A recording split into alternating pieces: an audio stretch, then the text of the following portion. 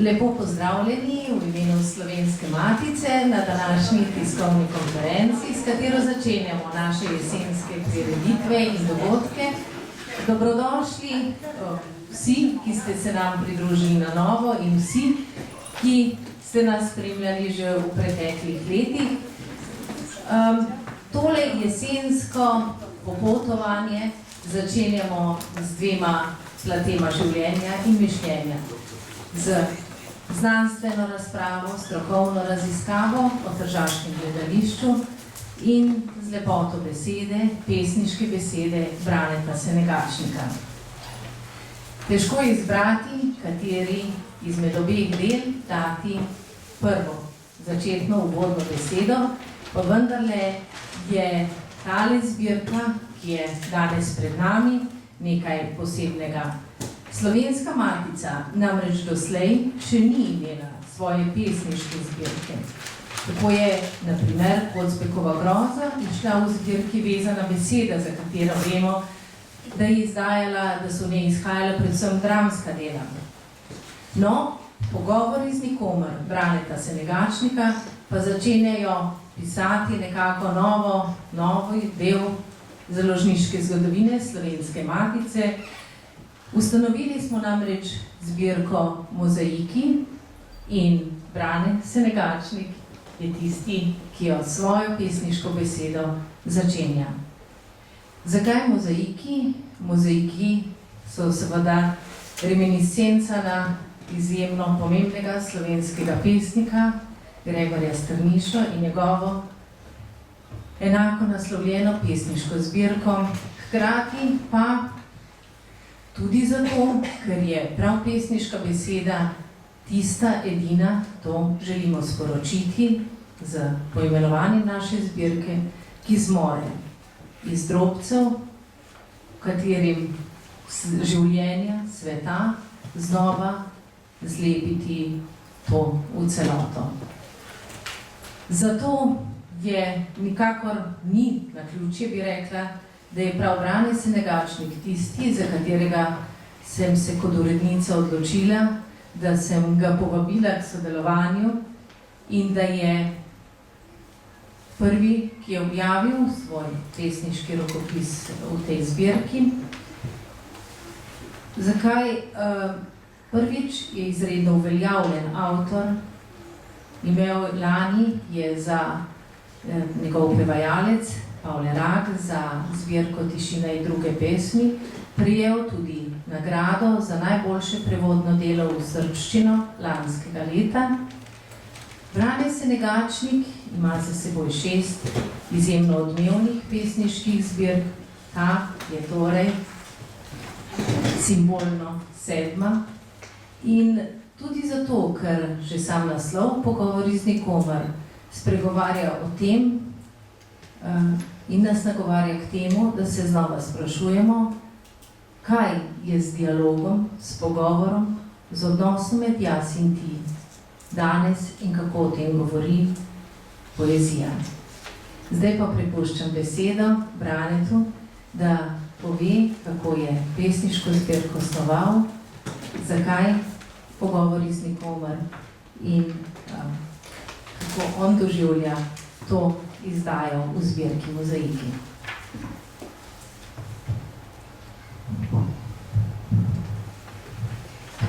Hvala lepa za prijazne uvodne besede. No, najprej seveda sem zelo počaščen in vesel, da zbirka izhaja, da je šla pri tako eminentni slovenski založbi, tem bolj, da se z njo začenja nova edicija, nova zbirka poezije, kar se mi nasploh zdi v današnjem stanju, kakšno je smo v družbi, tudi v kulturi, pravzaprav zelo izjemno in lepo. Namreč, da se odpira nov prostor za poezijo. Razložiti zdaj zbirko pomeni na nek način razlagati poezijo, razlagati stvari, zaradi katerih se s poezijo ne bom rekel, ukvarjam, no, ampak živim in je to seveda Sizifovo delo, neskončno delo, ki ga ne bi mogel končati. Kar bom povedal, je samo nekaj črt, ki mogoče malce poslužijo, lahko mislite več, pa ne. Pesmi, ki so v tej zbirki Pogovori z nikomer, so pesmi v bolj ali manj strogi formi, tudi metrični formi, rimane pesmi, ki so pač ena od oblik poezije, ki jo gojim. V tem primeru, v teh pesmih, ki so nekatere že nekaj časa na svetu, prav veliko jih je pa pravzaprav iz začetka letošnjega leta, sem v bistvu skušal uvesti nekaj zame bolj novih prijemov, novih elementov v strogi formi in jih kombinirati v bistvu z tem osnovnim modelom, ki ga pač formalna določila predvidevajo. No, da bom bolj konkreten, pač, naprimer, veliko je v tej zbirki sonetov, sonetnih oblik in za sonete pač je značilna struktura dveh kvartin in dveh tercin, ki so rimane.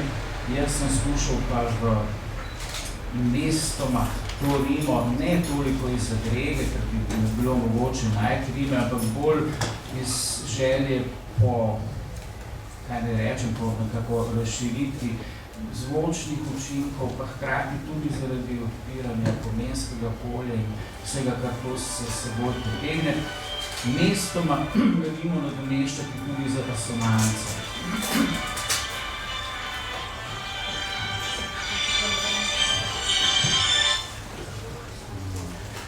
Moram reči, to je bil sicer še kar moram reči, da me je posebej stimuliral v tej smeri Aleš Berger s svojimi pravoli Borgesove poezije, kjer je na veliko, praktično celoti uporabljal asonance in po mojem zelo domiselen in zelo učinkovit način. Ne bom rekel, da sem samo zato, da je bil to edini razlog, zakaj sem napravil ta korak, ampak en dober stimulus je to pač bil. Mogoče, če bo čas, da nakratko ilustriram tudi kakšen tak prijem, bi rekel še to, da je prevladujoča metrična struktura, kot je v slovenski poeziji, pri sonetu, pa najbolj tudi sploh pri rimani poeziji je prevladujoč metrom jam in tudi tukaj so večinoma jambi, jamski enajsterci. Sem pa včasih spet namenoma to strukturo prekinil, ne zaradi tega, ker pač drugače ne bi šlo, ampak zaradi določenih razpoloženjskih, pa tudi smiselnih, torej semantičnih razlogov, ali pa mestoma uvedel lahko tudi kakšen drug metrum, naprimer fibrah znotraj siceršnje jamske strukture, kar seveda tudi ni bi rekel brez nekega določenega namena, zaradi poskusa ustvariti večjo barvitost, pa tudi neko razpoloženjsko nihanje. Tako je tudi nekaj malega pesmi, bolj za vzorec v tej zbirki tudi sicer v ali daktilu ali na pesku, kar se mi zdi, da so še posebej v sodobni poeziji. Če odštejem svojega ime, Isa Mraka, precej redke oblike. Tematsko je pa pravzaprav ta poezija najbolj žoga blizu tistemu, kar sem pisal doslej. Nekaj več je mogoče direktnih navezav in poskusov nekakšnega soočanja, pa podoživljanja raznih umetnin. Ne, sploh ne v prvi vrsti, ampak mogoče sploh ne literarnih, ampak v bistvu likovnih in glasbenih. kar je seveda naznačeno tudi z naslovi ali pa moti v zbirki. Nekaj je tudi mitoloških motivov, antičnih, ki so obravnavani ali neposredno, ali pa prek določene likovne interpretacije, torej prek soočene s kakšno znamenito sliko, ki upodablja. In za konec še mogoče to, nekakšen dodatek k zbirki so pa pesmi, ki so pa namenoma nastale pravzaprav, kaj bi rekel, nekakšna poetična polemika, čeprav je po moje polemika prehud izraz, ampak nekakšno soočenje s pesniki, ki so po mojem veliki mojstri slovenske vezane besede, ki pa meni osebno nekako niso najbližje, če razmišljam v liričnem ključu. No, in kot nekakšna nekaj, kar je napol omaž, napol polemika, recimo so pesmi v zaključnem ciklu, ki so napisane tako, da malce povzemajo tudi slog teh pesnikov, včasih povzemajo tudi kakšno njihovo podobo, kakšno njihov izraz ali del vera. Zakaj pa pogovori z nikomer?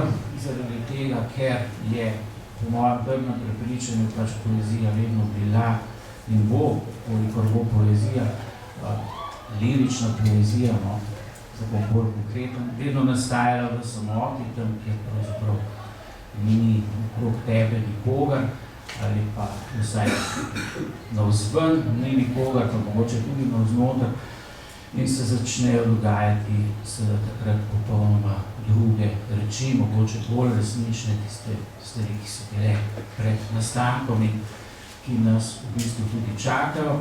In mislim, da v takšnem območju pravzaprav šele se odpira prava drugačna, globlja, večja občutljivost človeka, ne samo za samega sebe, ampak tudi za drugega. Tako da je pravzaprav ta nihče, ki je v naslovu, lahko tudi kdorkoli, ali pa je to tudi ime skrivnosti.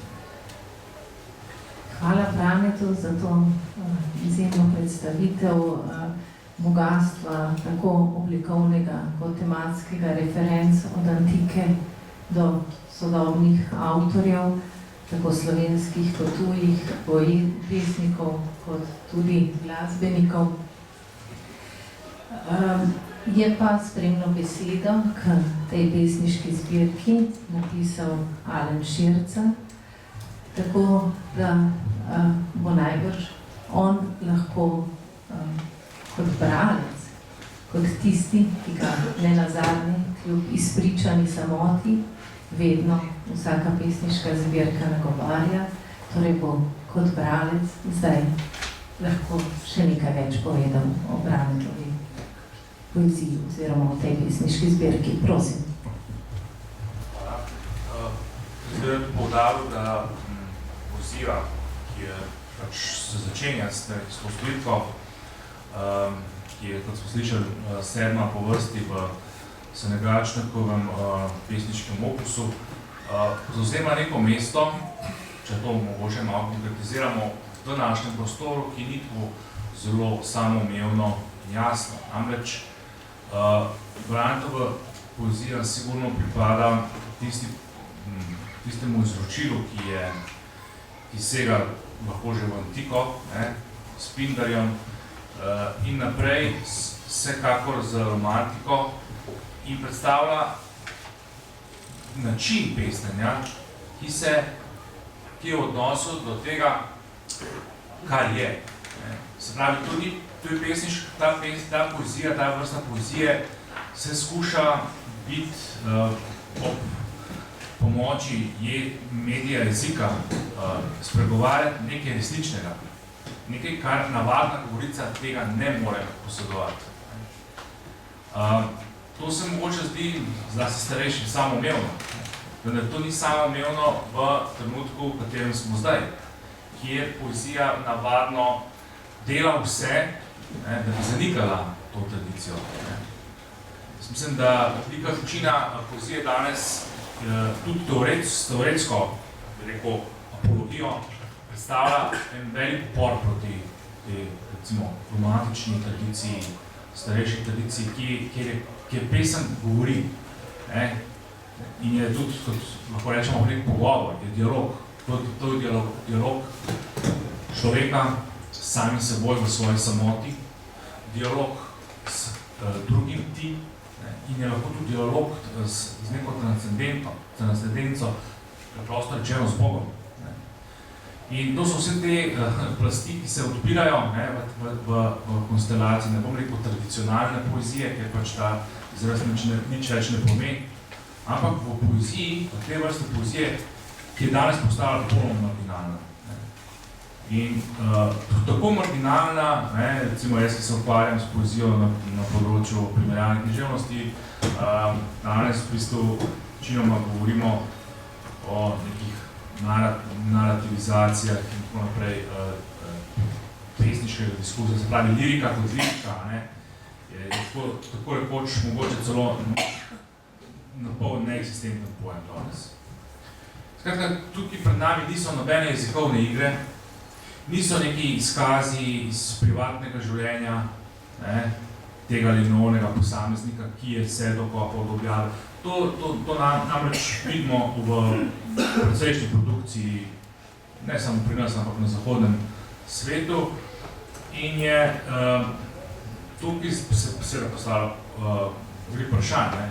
Ampak jaz mislim, da pravzaprav zdaj, če govorimo, da je taka vrsta poezije tako zelo manjšinska, je po drugi strani tudi njena možnost, da ta poezija danes lahko spregovarja mogoče še toliko bolj zares. Tako da mene osebno v teh pesmih je nagovorila predvsem neka veliko zelo duhovna podstat te poezije, ki odpira neke plasti človeške subjektivnosti, ki so težko mišljive, težko in pravzaprav tukaj vidim ta dar take poezije, da niti v razmišljanju človek misli svoje samoti, niti v pogovoru, takim vsakdanjem ali pa intelektualnem, ne prihajajo na plan takšne vsebine, kot je pač taka zgoščena, pesniška govorica, kot je Brandova, ki je dosti težka. Ta nikomer, ta nihče govori tudi o tem, da tega ne moramo razumsko določiti, kdo točno. Že tu je ta indic, da gre za odriv v neke globe plasti. In to je po mojem zelo dragoceno, ker mi, ko v tej civilizaciji zgubljamo občutek za neke bolj poglobljene trenutke in živimo samo na površini. Celotna literatura, ki se danes dogaja, večinoma zavestno, celo zavestno, hoče ostati samo na površini. Samo na površini. Poznamo to, ta naš, tudi od slovenske filozofije, od narododnevne, govori, vse globine ni. Samo površina je tako ukrivljena, da se zdi, kot je neka globina. In to danes, recimo, verjamejo te množice. Tako da jaz mislim, da Brandtova poezija ima v tem smislu neko poslanstvo. Vsaj jaz osebno tako sem tako čutil, čisto preprosto poglaviti. Hvala. Hvala, Alen, ki nas je tako lepo povedal k samim izvorom pesništva, katerem nas vodi tudi dejansko Brandtova poezija, k tistim začetkom mišljenja, kjer še hočemo biti na poti iskanja resnice. Zdaj pa naj Brane prosim, sam prebere nekaj pesmi, da začutimo vsaj drobec iz te zbirke. Jaz samo en stavek še, apropo tega, kar je tudi Kar se tiče tega, za koga je pravzaprav kakšna umetnost po kompleksnosti. Pa ne me seveda zdaj napačno razumeti, da je to kakšna megalomanija ali primerjanje, ampak si Parva Licer, komponer, Maris, če majhne stvari lahko z velikimi primerjamo. Umetnik, ki ga jaz zelo cenim, ruski režiser Andrej Tarkovski, velja seveda za zelo hermetičnega filmskega umetnika, njegove filmi nabiti simboli, pač dinamiko, ki je skoraj da ni filozofičen podalje. Seveda so tipičen primer umetnosti, kakršna naprimer po neki uveljavljeni sodbi, pa razširjeni sodbi ne sodi v ta čas, ker ne govori navadnemu človeku. Iz korespondence oziroma iz arhiva Tarkovskega so pa ohranjena pisma, ki so mu jih pisali, najbolj čisto nekvalificirane delovke iz raznih krajev Rusije, kjer so mu govorili, da pravzaprav odkrivajo svojo resničnost in vidijo pred seboj svojo notranjo zgodbo prav v njegovih filmov. Mislim, da je v resnici pač ta fantazma, da je ta mali človek, navadni človek, s svojimi realnimi potrebami v resnici pač fantazma umetnostne teorije določi.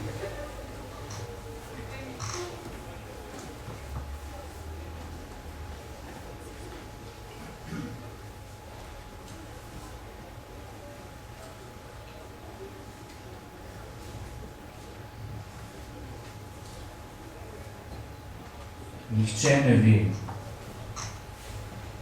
za Arva Perta, ogledalu. Nekdo je rekel, tišina ima oči. Nekdo je rekel, temno zlate.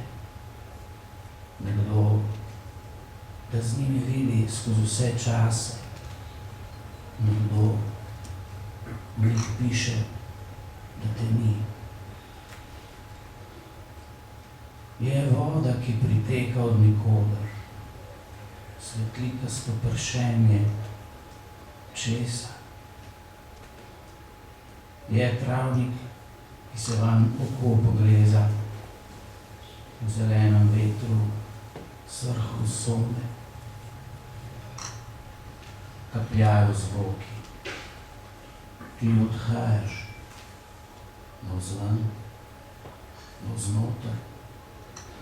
Črte se topijo, nihče ne ve, življenje je prosojno.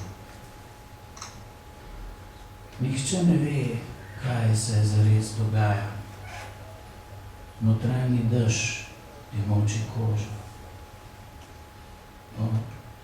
Blizu čas je, postopil boš v tišini.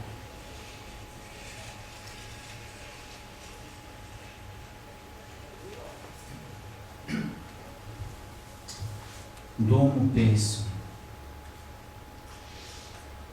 Ko listi se dotaknejo spomina, to niso več le breze, bukve, hrasti. V zvonjenju modrem mesto se razblinja in v zraku lahki plavajo obrazi. Ni jih rodil Šagal, temveč Dajala. In to, da niso tvoji, kakor prej. Nad strehami jih nosi, vse se vrača, čeprav za zmeraj izgubljeno.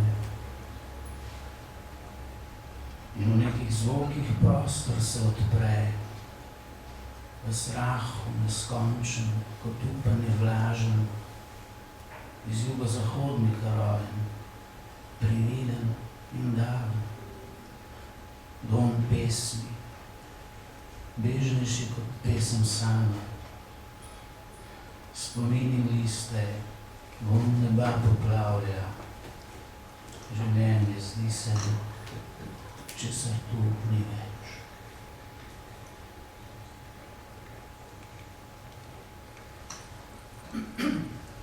In še poletna rapsodija. ko vidiš to. Naenkrat vidiš, kako to vendar gre. Kraljestva, vidna in tista druga nevprašljiva, ker jaz so kakor modr zrak z obzorjem zliva. Bližina, kjer se svet kot rana odpre. Samote, skrivni rubniki moči, ki v njih neskončnost jemlje si zalet. Besede iz jasmina in pogled, ki brez zahtev ti pravi, zmeraj si. Ljudje, ki so ti kot strani neba, kot sveče, ki jih kdo prižgal je zate. Nevidne ulice, kjer si doma. Ko vidiš, vse to gre, zastane noga sluh. Zaprejo ure se, poletno zlate in veš, tvoj zdaj nikoli, nikjer tvoj tu.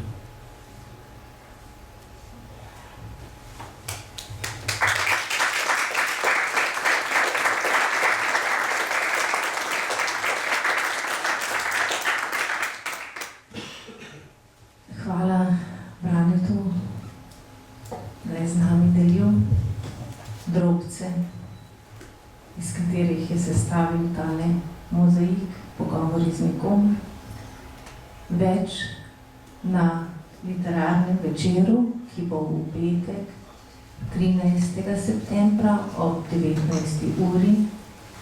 In če se nam je zdelo, da je ta pesniška zbirka, če jo treba nekako vizualizirati blizu belini, jasmini, modrini, bomo 13. septembra potrebovali še sonce, toploto, ker želimo, da bi se literarni večer odvijal v našem atriju, ki smo ga prenovili oziroma usposobili, da bo postal novo literarno prizorišče.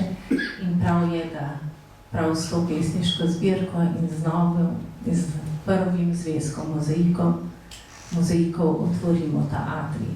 Tako da toplo vabljeni 13. septembra ob 19. uri.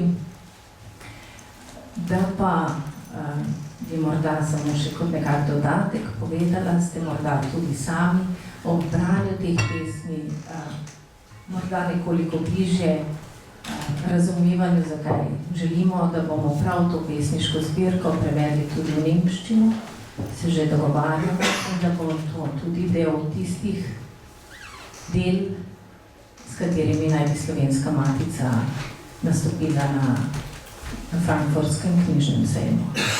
Hvala obema. Zdaj pa se obračam k ženskemu delu današnje ekipe, Bogomili Kravos, avtorici imenitne knjige, prav tako odete v modro, Slovensko gledališče v Trstu, od prvih nastopov do današnjih dni, 1848 do 2018. Z nami pa je tudi Mojca Jan Zoran, direktorica Slovenskega gledališkega inštituta, s katerim smo lani začeli imenitno sodelovati.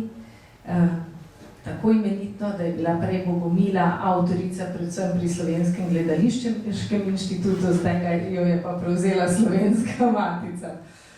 Tako da, namreč zakaj, z nami tudi Mojca.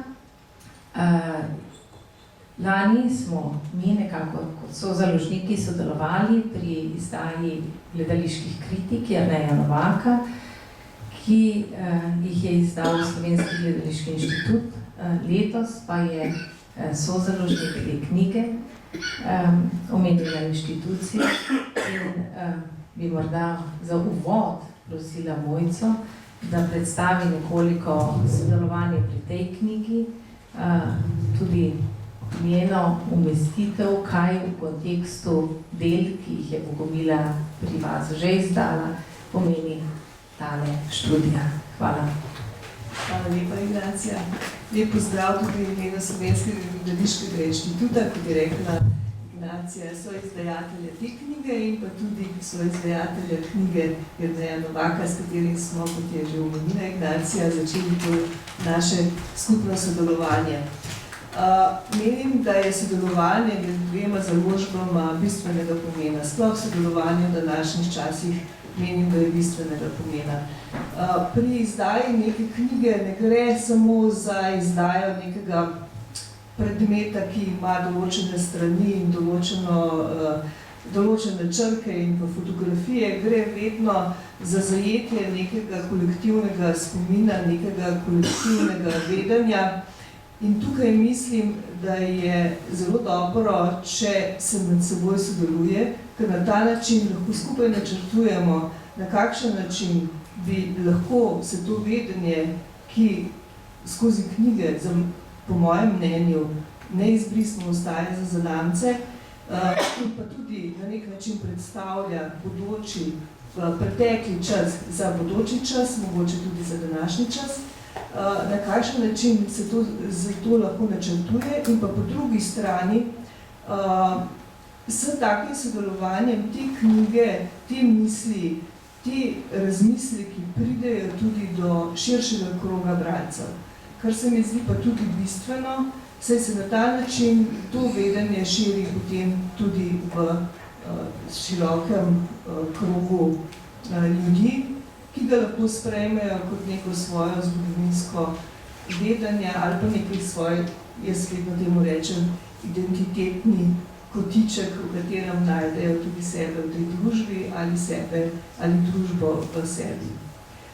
Sodelovanje pri knjigi Slovensko gledališče v Trstu je zagotovo pomembno za nas kot Slovenski gledališki muzej, kajti Slovenski gledališki inštitut je še vedno osrednji Slovenski gledališki muzej in našo založniško dejavnost, za katero smo prav v letošnjem letu praznovali tudi 100. izdajo naših dokumentov, enih temeljne zbirke za slovenski gledališki, ki orisuje zgodovino slovenskega gledališkega prostora.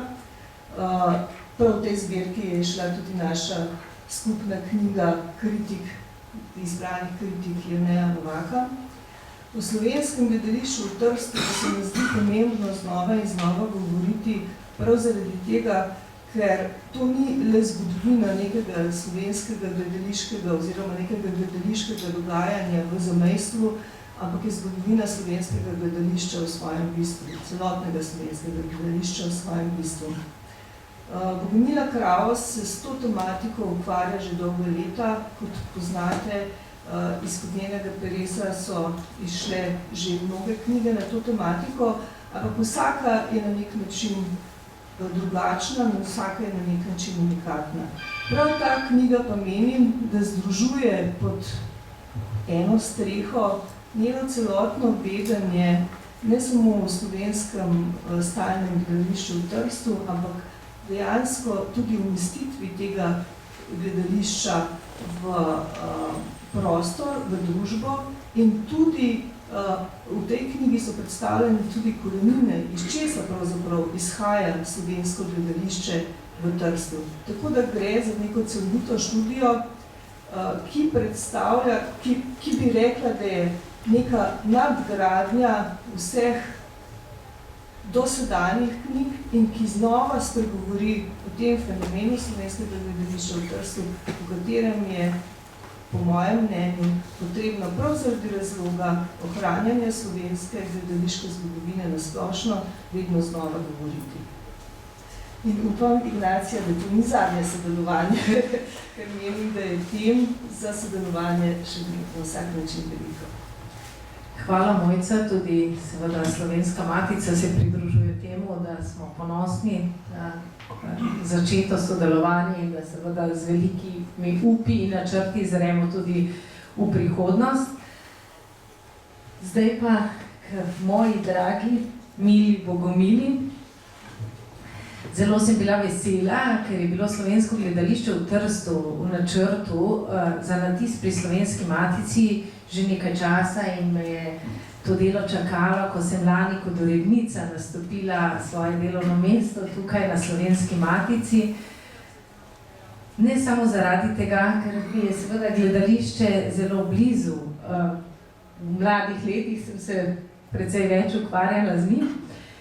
Pač pa tudi zato, ker je poslanstvo Slovenske matice eno izmed zelo pomembnih poslanstev, je prav sporočilo, da slovenski prostor ni zamejen z geografskimi koordinatami, ki so danes določene državi Sloveniji, ampak da je slovenski prostor povsod tam, kjer se govori slovensko, kjer se živi slovenstvo.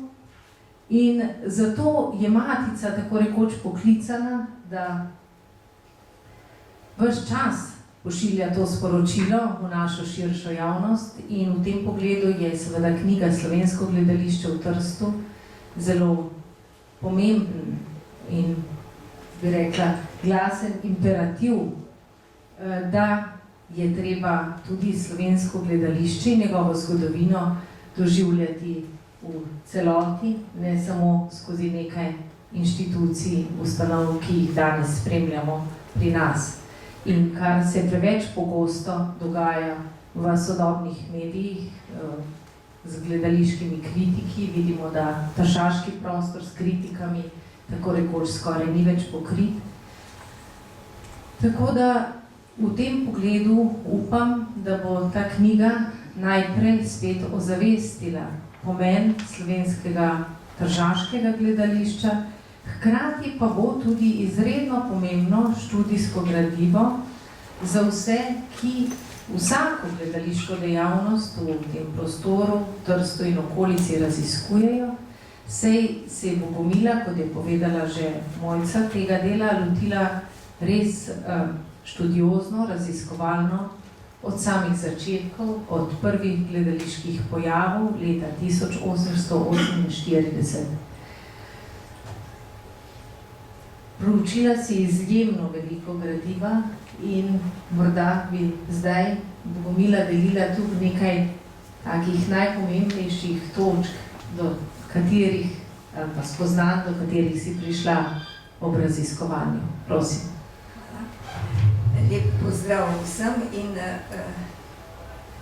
delo, ki sem ga opravila, ni mogoče opraviti brez pomoči oziroma brez pogovorov, raziskovanje, preverjanje, preučevanje, to so pač zadeve, ki spadajo zraven. Po drugi strani so zelo pomembni pogovori in pomembni so tisti sodelavci, ki so dejansko potem akteri. Tako je Mojca Janja Zoran pravzaprav pobudnica te knjige.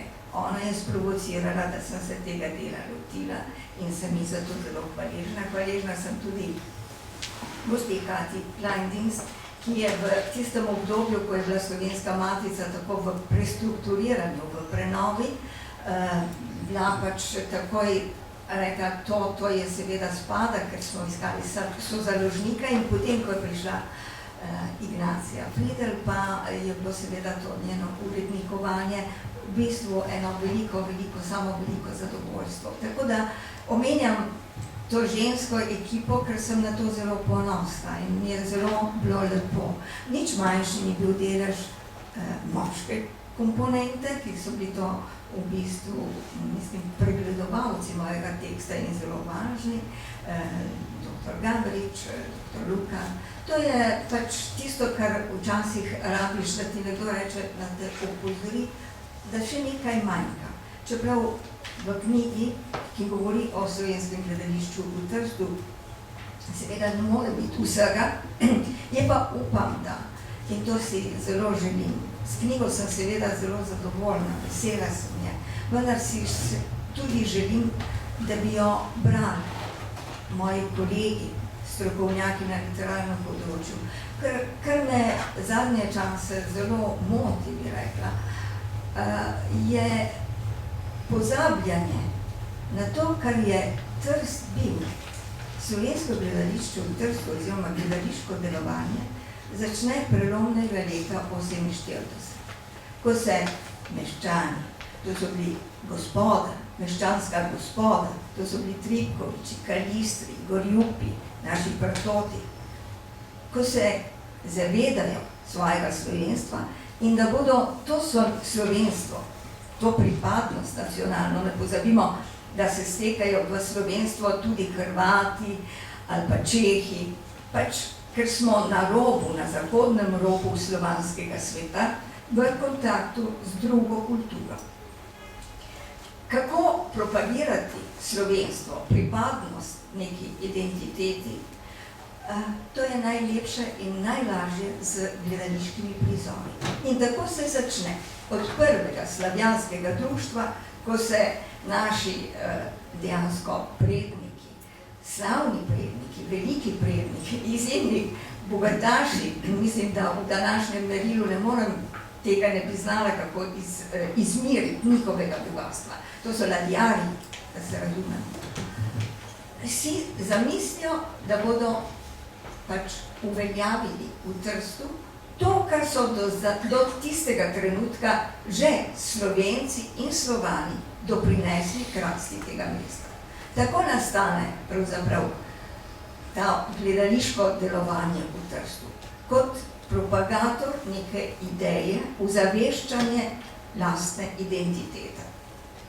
Kako se to v času potem razvija, je jasno, da je odvisno od akterjev. Akterji, ki jim v začetni fazi, pazite, tukaj gre tudi za definicija, amateri so tisti, ki ljubijo gledališče, takrat nimamo še akademije, nimamo še takih šol in se učiš ob drugih igralcih. Vendar za tržaške igralce je značilno to, da niso v kontaktu samo s slovenskimi igralci, ne poznajo samo slovenskih igralcev, ampak poznajo tudi gostujoča gledališča, ki so italijanska, nemška, hrvaška in tudi drugih narodnosti. Tako da se to, kar je prikazano na slovenskih odrih, da je to pravzaprav neka sinteza slovenskega meščanstva. To se razvija do 80-ih let zelo fragmentarno. Od leta 1883 dalje imamo eno bolj ali manj stalno skupino, ki nekje začne redno delovati. To je pomembno, ker se v tem stalnem gledališkem delovanju razvija tudi kritika. Kritična misel in kritiška beseda. Tako da je dejansko, ko leta 1902 na prelomu stoletja so Tržačani, tržaški Slovenci pravzaprav tako podjetniško razviti, bi rekla, ker se to bohoti, ta kulturna dejavnost na celotnem tržaškem ozemlju.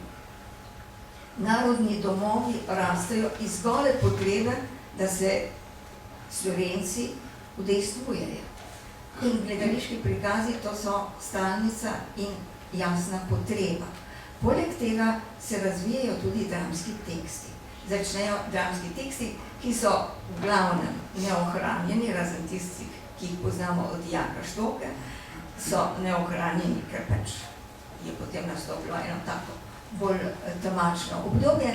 Ampak leta 1902, istočasno, ko se začne graditi narodni dom v Trstu, tisti centralni narodni dom, istočasno se ustanovi tudi dramatično društvo. In tukaj vidite ta zgledovanje po Ljubljani, zavest, da se Trst mora opreti na Ljubljano, zato da bo pridobil neko drugo funkcijo, mislim, močnejšo funkcijo, kulturno funkcijo v Trstu.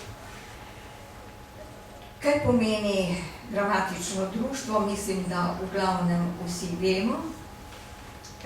Pomeni pa neko stalno, redno, bolj ali manj redno delovanje. Pomeni, da kritika nastopa čim ostrejše, spodbuja kvalitetnejše predstave, obenem pa postaja publika, nekje se navadi na obiskovanje gledališča.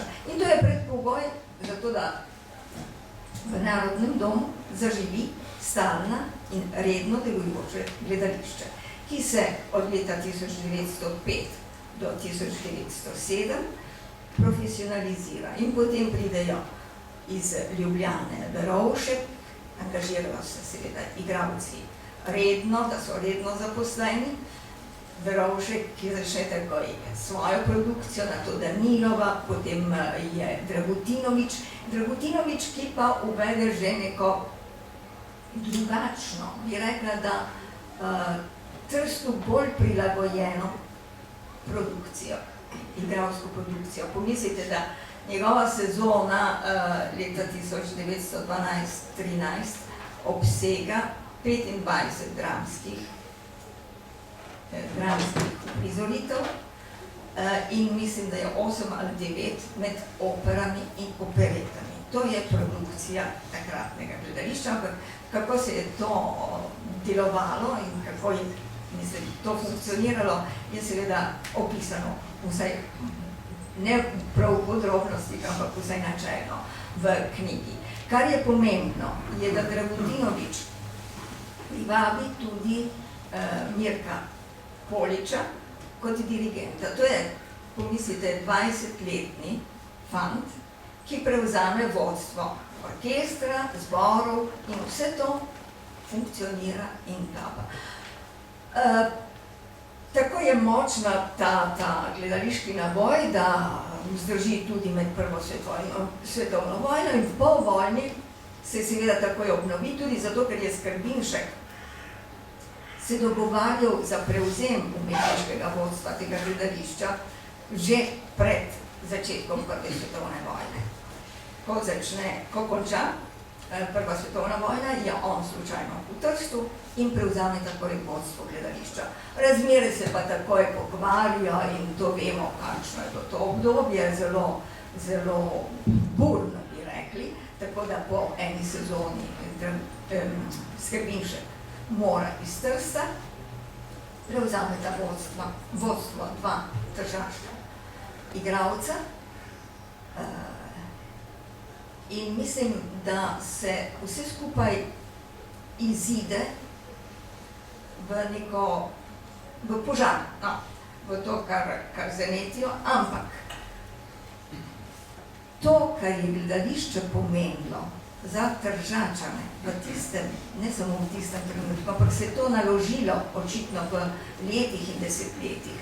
Ta zavest, da rabimo neko predstavo, nekaj, kar nas potrjuje v tem, kar smo, da izraža naše stanje, naš odnos do sveta, da se ta gledališče ohrani tudi v 20 letih, ko razmere še omogočajo, da se vsaj ostane od 40 dvoran v mestu ena sama, s katero razpolagajo Slovenci, in tisti se odvijajo gledališke predstave, tudi zanimive predstave. In potem v 30 letih se gledališko delovanje razvija v ilegali, v popolni ilegali, torej tukaj iščeš neko možnost, da se gledališko izražaš. Po vojni, leta 1945, se obnovi gledališko delovanje in tukaj bi poudarila samo to. Ministrstvo za prosveto v Ljubljani obnovi tista gledališča, ki so bila in jih obnovi kot slovenska narodna gledališča. To je ljubljansko, tržaško in mariborsko. Vsak svojo specifiko. Tržaško gledališče se obnovi kot meščansko gledališče. To je, mislim, osnovni input in skuša dejansko pokriti potrebe Trsta. Pri tej obnovi sodelujejo z veliko vnemo kritiki, naj omenim samo najbolj znanega med njimi Vladimirja Bartola. Mislim, da je bilo to ozaveščanje, kaj je specifika, rekonstrukcija pravzaprav specifike tega prostora, je zajela vse akterje. In potem je prišel recimo, naj omenim Babiča, Jožeta Babiča, ki smo ga lani proslavljali pred nas ob stoletnici njegovega Rajsa, mislim, to je bil velik človek, ampak tudi on uvede neke svoje poglede, ki pa se ne odmikajo od tega, kar tržaškost je. Ker to so bili vsi zelo odprti, bi rekla, od igralcev do umetniških vodij in ravnateljev odprti ljudje.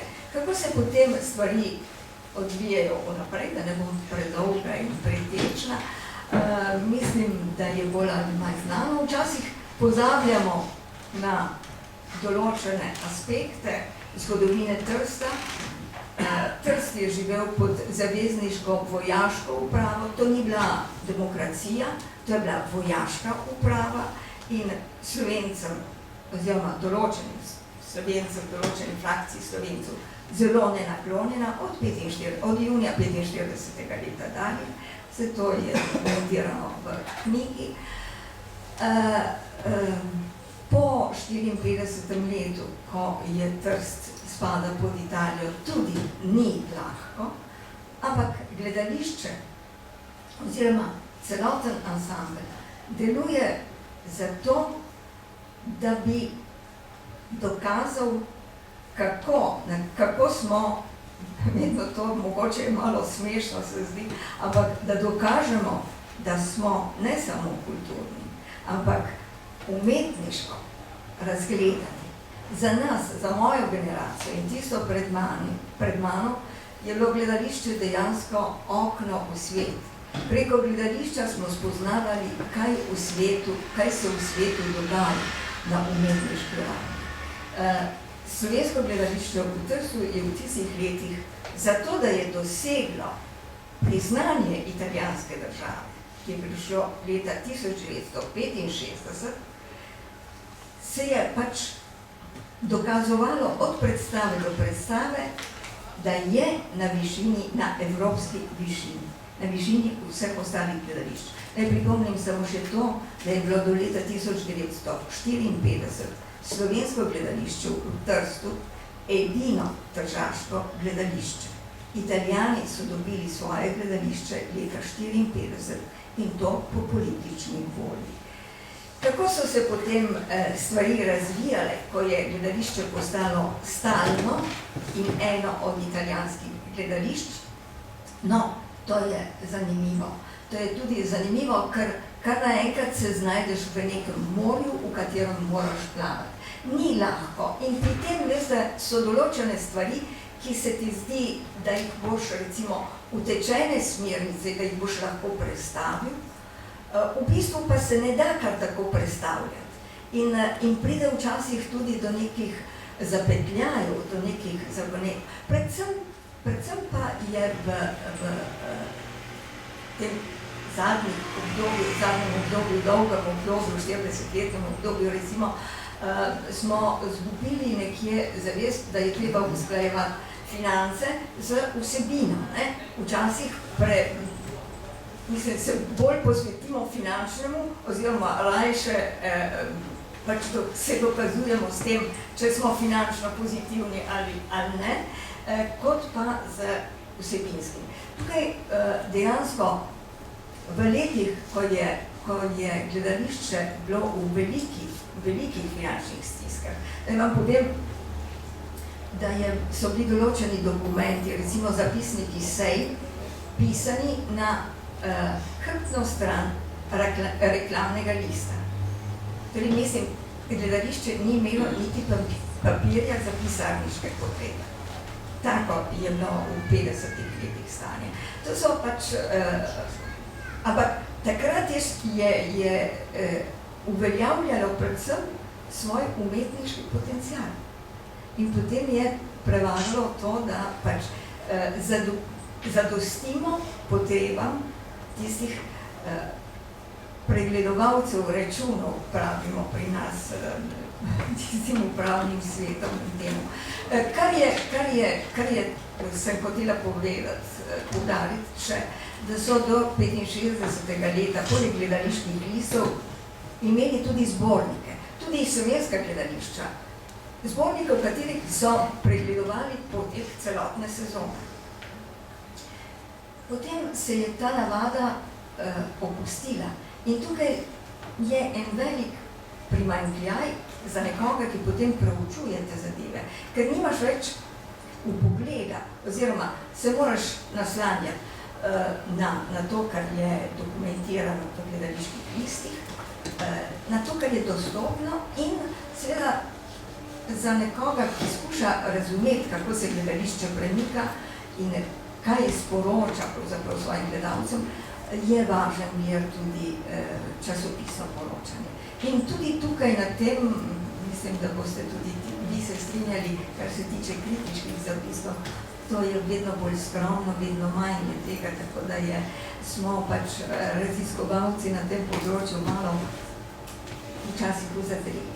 Ampak jaz upam, moja osnovna misel je, da je to eno od slovenskih gledališč, ki se rodi iz volje meščanov, da predstavijo svojo identiteto. In ta identiteta, tržaška identiteta, identiteta tržaških Slovencev je zelo kompleksna.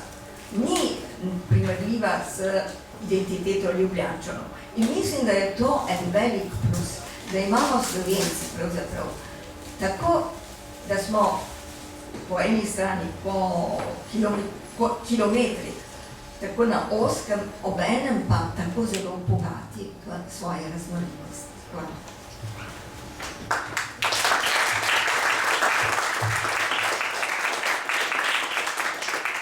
Hvala Bogomili za ta izčrpen prikaz, predvsem začetkov, seveda zadnja desetletja je nekoliko skrčila v svoji predstavitvi, vseeno pa bi želela tukaj na tem mestu poudariti, da smo z tržaškim gledališčem imenitno sodelovali in da se jim zahvaljujemo, da so nam omogočili dostop in objavo njihovega fotografskega gradiva, ki je tudi pomemben sestavni del tega prikaza. Hkrati, kar še najdete v tej knjigi, pa se bo morda zazdela posebnost, je seznam repertoarjev, opis vseh repertoarjev od začetkov do danes, ki pričajo ravno o tem, kar je nekoliko povedala že Bogomila, da je bilo tudi po 25 dramskih uprizoritev na leto. Odločali smo se, ali je to danes vse dostopno na internetu in ta objava ni potrebna, pa vendarle se mi zdelo to, da je toliko pomemben del in tako imenitno pričevanje, kaj se je ustvarjalo v bralcu, tisti hip, ko knjigo vzame v roke, da smo objavili tudi ta del gradiva. In upam, da je bilo to pravilna odločitev. Zdaj pa, seveda smo že nekoliko dolgi, morda bi prepustila absolutno besedo vam, prosim za vprašanje. Ja, lepo pozdravljeni, jaz sem Daniel Malalan, trenutni direktor Slovenskega stalnega gledališča v Trstu. Meni se zdi prav, da vas prav lepo pozdravim in seveda, da se tudi Slovenski matici zahvalim za povabilo.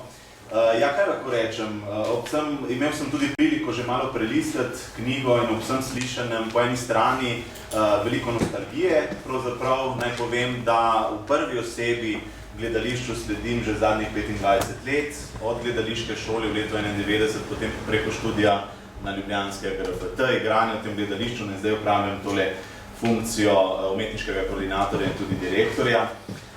Zanimivo in verjamem, da se bo marsikdo tudi prepoznal v tej knjigi, mogoče v marsičem se tudi ne bo strinjal, kakšno negodovanje bo tudi zraven, ampak to sodi vse te zadeve, tako da to ni nič hudega.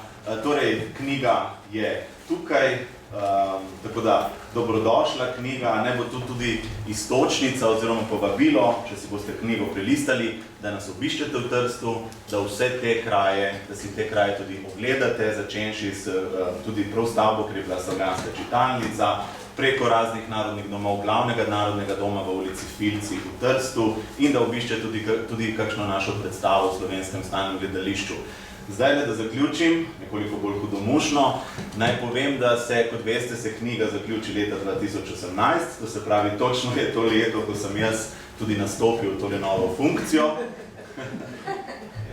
Tako da zdaj že nestrpno in nekako tudi trepetajoče pričakujem nadaljnjo knjigo. Tako da bom videl, kaj bo in če bo takrat napisano. Hvala lepa. Hvala Danielu Malalanu Če bo postal direktor. za ta krasen intermezzo in čudovit pozdrav. Res vsi vabljeni toplo v Trst in seveda tudi naj vas ta knjiga pospremi tja.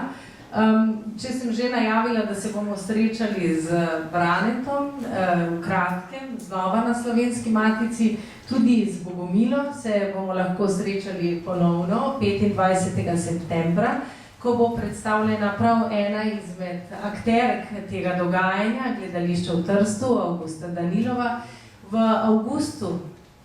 Zato je najbrž imela tudi takšno ime, je praznovala oziroma smo se spominjali 100-letnice njenega rojstva in ta izjemna igralka bo predstavljena skupaj z Katjo Mihur Koponiš, 150-letnice, ja se opravičujem, 150-letnice njenega rojstva in prav ta imenitna igralka bo skupaj s Katjo Mihur Koponiš, jo bo Bogomila predstavila v našem novem ciklu pogovorov predstavitev, ki se bo imenoval Znamenite Slovenke. Morda še kakšno vprašanje, izvolite. Iskrene čestitke obima avtorjema, najprej pa radost.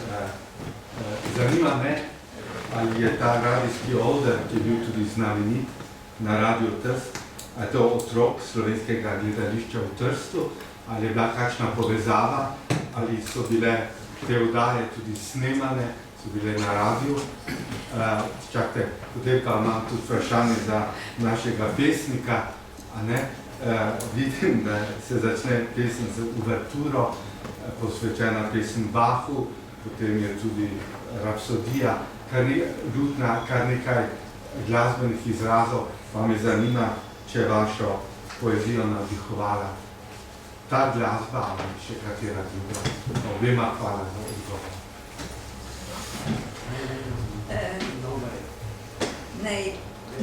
Z radijskim odrom je tako. Ko je Trst maja osvobojen, seveda prevzamejo takoj v roke, spomnimo se na Javorška in te Zupana in te, ki so prišli v Trst osvobajati Trst, oni prevzamejo vodstvo radia in tam začnejo s tem radijskimi oddajami. V bistvu od tega ni nič ostalo, ker je šlo to vse bilo v živo. Potem, ko so prišli zavezniki, so pač določili urnike, ko se je to lahko, ko so bile slovenske oddaje. In to je trajalo do 47. leta, ko pride do prve razmejitve in nastane svobodno tržaško ozemlje. Takrat pa zavezniki določijo, da radio gre pač upravljajo prebežniki, gledališče pa ostane v oskrbi tistega, kar je bilo pod pokrajinskim narodnom osvobodilnim odborom oziroma pod Jugoslavijo. Tako da radijski oder nastane kot skupina teh emigrantov, ki začnejo proizvajati svoje, potem pride pa tudi do dobrega sodelovanja, vsaj z nekaterimi akterji. In so v letih, ko je bila kriza velika, je dosti pomenilo to, če so lahko igralci, gledališki igralci igrali na radiju oziroma nadomeščali radijski oder, ker je bil to en gotov zaslužek. Ni bilo pač denarja za plače, tako je pa. Še odgovor na sržanje.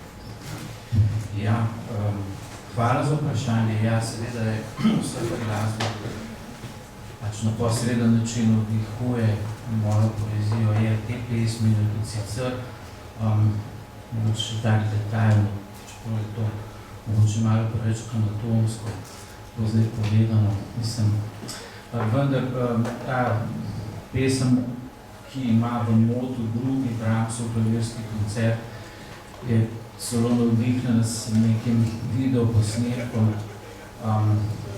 tega koncerta v izvedbi poljskega pianista Kristjana Zimmermana. Namreč kader v tretjem stavku zelo sugestivno kaže pianistove prste, ko proizvajajo te zvoke.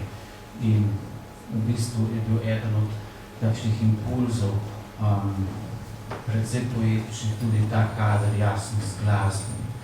Sicer pa, seveda jaz imam neizmerno rad lepo petje, operno petje in interpretacije velikih pevcev, prav način, na katerega ne samo pojejo, ampak v bistvu prepajajo besede s poezijo, že vse življenje inspirira.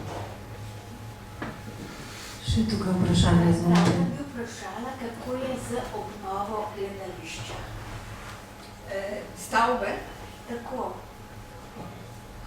Ja, Direktor bo lahko takoj povedal iz prvih. dobro, da te imamo. Dejstvo je, da stavba je sorazmerno stara, v 60-ih letih je bila narejena, zdaj že delamo v zadnjem letu, je bilo kar nekaj sredstev prav za obnovo, oziroma ne samo za kulturni dom, v katerem Slovensko stalno gledališče domuje, pač pa za več organizacij Slovencev v Trstu, obnavljajo tako stadion, se tudi govori o obnovi stadiona Narodnega doma, to je tudi druga zgodba, ker je med drugim tudi gledališče veliko nastopalo. V bistvu pa gre za kar zapletene postopke, formalne, birokratske, zaradi vseh zadev, ki morajo pregledati. Našli so pač tudi določene materiale in stvari niso tako preproste, kot izgledajo. Ampak je obnova v teku, tako ogrevanja, tako sanitarij in še vsega drugega, kar so izravni. Ifigenija, prosim. Samo da čestitam, ampak ko sem odprla knjigo, takoj me je pretreslo in od začela takoj to dejstvo, da so na začetku, v prvih, mogoče 30 letih, so imeli po eno ponovitev. In to Shakespeare. In to, da so imeli voljo postaviti na oder enkrat sam, z vsemi kostimi, vsem, se mi zdi, da najbolj dokazuje prav to, kar srečujem zdaj na Koroškem, ohranjanje društva, 110 let staro društvo, cela vas se zbere, naredi eno proslavo, en koncert, vsi delajo zastojn, da to še zdaj živi v zamejstvu pri nas, pa ne moramo dobiti enega prostovoljca, da bi mi prevedel 3 verze iz enega jezika, ki ga slučajno ne znam, ker 5 milijonov ne znam, ne? Kam je šlo prostovoljstvo, ker te igralci so očitno tudi delali zastojn. To me bom brala to knjigo srčno. Hvala. To Ifigenija, na kar opozarjaš ti, to je specifika tistega gledališča, tudi ljubljansko gledališče. Vsi so bili v bistvu amateri in so bili plačani na predstavo. Ko si profesionaliziral si se, ko si dobil gažo oziroma angažma, tako so takrat pravili temu, ki je trajal 6 mesecev v bistvu ali 8 mesecev in potem si moral ti, zato so ti ljubljanski igralci rade volje prihajali v Trst, ker so bili v Trstu pač bogati in so lahko plačevali in so dobili pač denar. Danilova pravi, da si je s temi gostovanji v Trstu veliko pomagala, zato da je prebila tiste mesece, ko niso bili plačani enostavno. Tudi igralci, govoriš o kostumih, ne? V bistvu so pripravljali, so imeli od 3 do 6 vaj. 6 vaj pomeni že opera, ne? Postaviš opero v 6 vajah. No, koncentracija je bila tudi drugačna in sufleri so bili potrekovojo.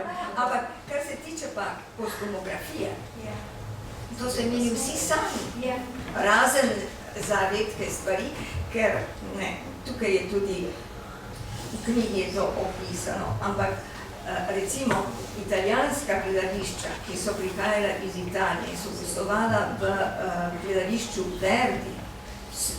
To gledališče je imelo občinsko podporo, kar pomeni, navajam v knjigi, je 600.000 kron, mislim, da je 600.000, pri nas so dajali, mislim, petične, recimo, da so dali 600 kron, kar je bilo grozljivo dosti. Torej, seveda, tisto gledališče, mislim, mogoče je bilo 60.000, ne vem, ampak tam je navedeno točno.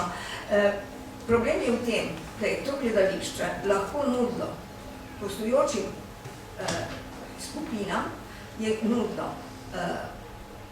kostume, ker je imelo svoje skladišče, in kulise, ki so jih morali pri nas, so imeli, mislim, do določenega trenutka. Mislim, da je bilo to papir, tako da. Je drugo gledališče, drugi način razmišljanja. Predvsem pa to, jih je vodilo neka izjemna ideja, graditi nekaj za skupno dobro. Mogoče smo pozabili prav na to. Gospod Zlovec, izvolite. Prihodnje leto bo stoletnica požiga Narodnega doma. Po 100 letih nismo dobili Narodnega doma nazaj, kar je škandal za italijansko državo, pa tudi za slovensko. Narodni dom nikoli ni bil v nobenem segmentu last Italije, se pravi italijanskega naroda, ampak je bil izključno samo slovenski. Se pravi, da sedanja italijanska oblast podpira fašizem. Zanima me pravzaprav, kaj boste vi kot Matica in kot Gledališki inštitut naredili za to, da bi jubilej bil svetovno odmeven. Namreč imeti tako gledališče, tako uglednega arhitekta, kot je bil Fabiani, ki je povabil za sodelovanje slavnega Koromana Mozarja, ki je napravil vitraže. Vitraži obstajajo. Na katalogu velike razstave Perspektive na Dunaju se vidi, kakšni so neki vitraži in jih je treba obnoviti, postaviti za pravo dimenzijo. Poleg tega se ve, da je italijanski tisk zelo napadel požig Narodnega doma. Se pravi, ta dimenzija v Sloveniji sploh ni znana. Ali boste vi skupnimi močmi naredili neko veliko monografijo, ki bo vse te dimenzije končno predstavila nam in celotni Evropski uniji. Zadnje je to velik segment evropske kulture, ne samo slovenski.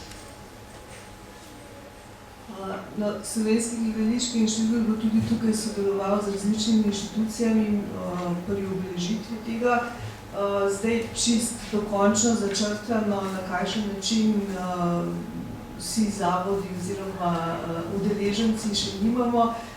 Monografije pa ne pripravljamo, vsaj pri nas ne, na tak način, seveda pa sodelujemo z svojimi gradivi in z materiali, ki so v muzeju, pri drugih projektih, ki se pripravljajo ob tej obletnici, in pa tudi načrtujemo določene dogodke v Gledališkem inštitutu. Tu bi jaz dodala, da monografija v Narodnem domu v Trstu seveda že obstaja. Hvala za pobudo. Moram priznati, da se bomo usedli zdaj s predsednikom in vam posredovali odgovor na to pobudo. Morda še kakšno vprašanje? Potem pa bili smo še kar dolgi, se iskreno zahvaljujem vsem in vas vabim na prihodnje prireditve. Hvala lepa.